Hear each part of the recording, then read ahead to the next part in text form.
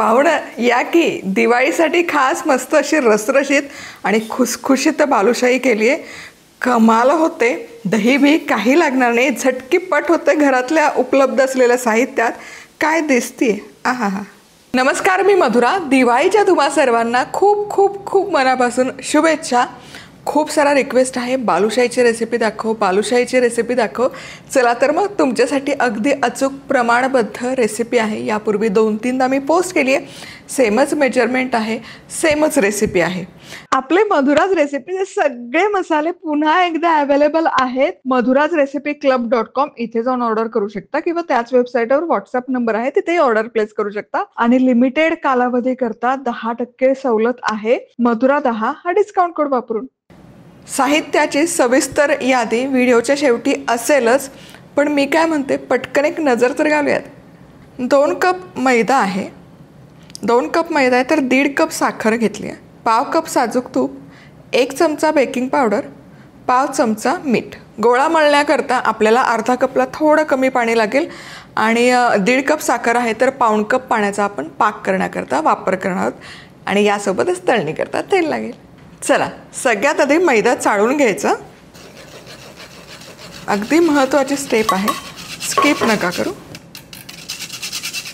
मैदा चाळून झाला की यामध्ये बेकिंग पावडर घालूयात आणि अगदी 1/2 चमचा मीठ. बेकिंग पावडर आणि मैदा मिसळून घ्यायचं. आणि आता यामध्ये साजूक तूप घालायचं.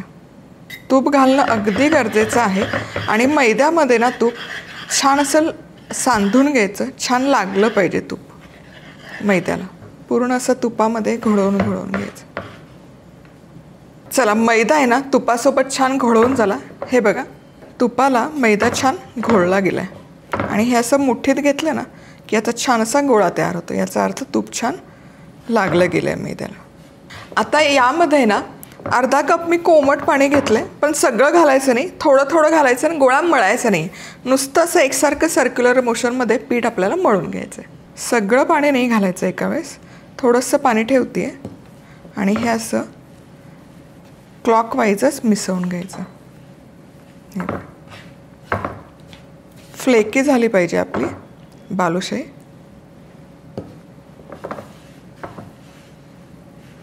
त्याकरता ही स्टेप अगदी गरजेची आहे. गोळा मळायची गरज नाही आहे, फक्त असा सर्क्युलर मोशनमध्ये घेऊन एकसारखा करून घ्यायचं. बरोबर अर्धा कप पाणी लागतं याला. आणि इथे बघू शकाल, मिसळत मिसळत हा फक्त असा गोळा तयार केला. आणि जेव्हा आपण पुरी बिरी करतो ना तेव्हा तो एकसारखा असतो, पण याला बघा, तुम्हाला खूप सारे फ्लेक्स ऑलरेडी दिसतील. हे असंच आपल्याला ठेवायचं आहे, जास्त आपल्याला मळायचं नाही. हे असे पदर सुटतात, त्यामुळे हे असंच ठेवायचं आहे. झाकण ठेवायचं आणि एक 15-20 मिनिटं मुरण्याकरता ठेवूयात. चला, आता पाक तयार करूयात. तर पाक करण्याकरता 1.5 कप साखर घ्यायची आणि 1/4 कप पाणी, म्हणजे अर्धा कप आणि त्यावर 1/2 कप. आता हे मिसळून मोठ्या आचेवर एक उकळी काढायची. साखर पण विरघळेल आणि उकळी पण येईल. चला, इथे साखर विरघळली आणि पाण्यालाही छान उकळी आली. बघा, साखर पूर्ण विरघळली आहे, मस्त दणकून उकळी आली आहे. आता गॅस मंद आचेवर करायचं आणि मंद आचेवर 5 मिनिटं आणखी हा पाक शिजवून घेऊयात. चला, 5 मिनिटं पाक उकळला. आता गॅस बंद करणार. पाक झाला आहे हे कसं ओळखायचं? सगळ्यात पहिली टेस्ट, या पळीमध्ये पाक घ्यायचा. असा पळीतून पाक सोडायचा आणि जेव्हा शेवटचा थेंब पडतो ना त्याला जेव्हा तार येते, हे बघा थोडी तार येते की नाही, याचा अर्थ आपला मस्त एकतारी पाक तयार झाला आहे. आता गॅस बंद करून का चेक करायचं तुम्हाला सांगते. गॅस सुरू ठेवून तुम्ही जर हे चेक करत बसला ना तर पाक पुढे जातो, कारण तो खाली शिजत राहतो. म्हणून शक्यतो गॅस बंद करा आणि मगच चेक करा. आता दुसरी टेस्ट म्हणजे असं एका डिशवर काढून घेऊयात. असा पाक काढून घ्यायचा. पाक हलका थंड करू द्यायचा, गडबड नाही करायची. 2 चिमटीमध्ये घेऊन पाक चेक करायचं. हे बघा, छान अशी तार येते. याचा अर्थ पाक आपला परफेक्ट झालेला आहे. आता पाकामध्ये चिमूटभर केशरी खायचा रंग घालते. नाही घातला काहीच हरकत नाही, केशरच्या काड्या घातल्या तरी चालतील, पण बालुशाहीला रंग मस्त येतो. आता हे मिसळूयात. पाक आपला तयार.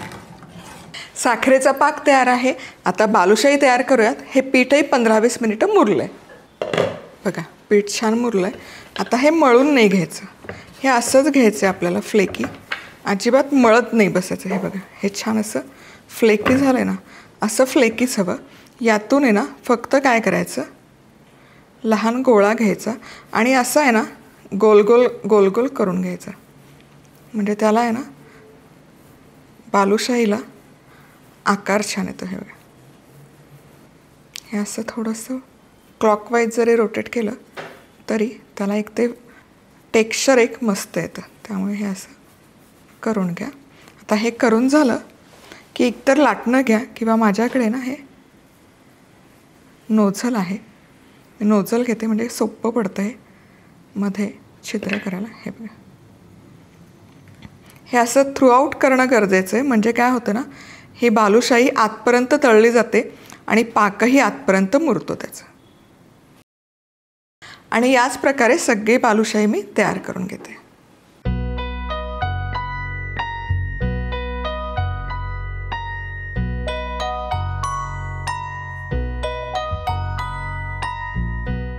बालुशाही तयार आहेत. तर या प्रमाणामध्ये 16 ते 17 बालुशाही व्यवस्थित होतात. म्हणजे माझ्या इथे 16 व्यवस्थित झालं आणि एक 17वी पिटुकली पण झालेली आहे. आता तेल किंवा तुपामध्ये तुम्ही तळू शकता. मी तेलच घेतलं आहे. अगदी मंद आचेवर तळा, खूप मोठ्या आचेवर तळू नका. हे बघा अलगद हाताने घ्यायची आणि अशी तेलामध्ये सोडायची. तेल बघा खूप कडकडीत गरम झालेलं नाही आहे. किती बसतील तेवढ्या तुम्ही यामध्ये एक कोमध्ये घालू शकता.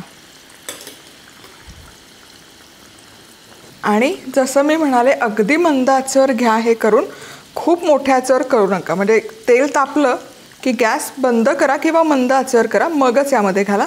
काय आहे ना, हे आतपर्यंत तळली गेली पाहिजे, कच्ची नको आहे. जर खूप मोठ्या आचेवर तुम्ही करत बसला तर आतमध्ये ना कच्ची राहतील आणि रसही त्यात मुरणार नाही. त्यामुळे अगदी मंद आचेवर करा. आणि हलक्या तळ झाला की हे बघा यात अशा हलक्या हलक्या वर यायला सुरुवात होते. वर येऊन तेलामध्ये तरंगतात. ज्या खाली होत्या त्या देखील वर आल्या. जितके पदर या बालुशाहीला सुटतील ना तितका पाक त्याच्या आतपर्यंत मुरतो आणि बालुशाही आतून बाहेरून मस्त अशी रसरशीत होते. एक एक बाजू किमान 3-3 मिनिटं तरी तळली गेली पाहिजे. तर हे बघा हलकासा सोनेरी रंग यायला सुरुवात झाली की ही उलटवायची आणि वरची बाजू पण छान तळून घेऊयात. सुरेख रंग आलाय बघा. हा काय सुरेख दिसते बालुशाही. मस्त एकसारखा खरपूस सोनेरी रंग आलाय आणि दोनही बाजूने छान अशा तळून झाल्यात. हे बघा आणि मस्त अशा फ्लेकी झाल्यात. आता गॅस बंद करते म्हणजे पुढची बॅचला तेलाचा ताव जरा कमी होईल. आता ही बालुशाही काढूयात. बघा काय सुंदर फ्लेकी टेक्स्चर आलं आहे. आणि थोडा वेळ जाळीवर ठेवूयात त्यातलं तेल निथळेपर्यंत. आणि शक्यतो जिथे जास्त टेक्स्चर आहे ती बाजू उलटी करायची म्हणजे तेल त्यातलं खाली निथळून जातं. जेणेकरून पचपचित तेलकट अशी होणार नाही बालुशाही. वा. आणि पुढच्या बालुशाही पण तळायला घालूयात. बंद गॅसमध्येच मी सोडते आहे कारण खूप तेलाचा ताव आपल्याला नको आहे.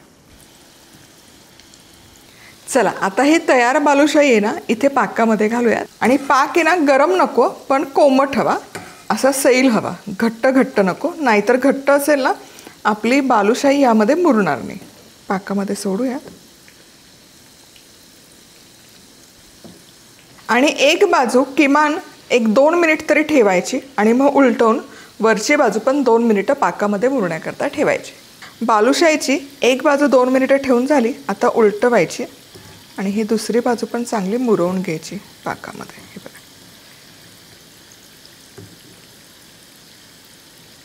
चला आता जवळपास 7-8 मिनिटं ही बालुशाही पाकामध्ये मुरण्याकरता ठेवली होती. आता ही काढूयात सेपरेट प्लेटमध्ये म्हणजे पुढची बॅच पण यामध्ये घालते. बघा काय सुंदर रसरशीत दिसतात. आहा. आणि परफेक्ट बालुशाहीचं टेक्स्चर आहे ना तसं टेक्स्चर येतं.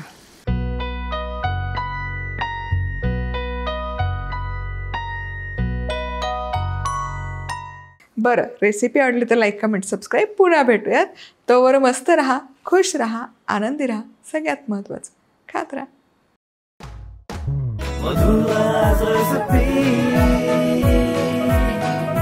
मधुराज रेसिपी, महाराष्ट्राची अस्सल चव.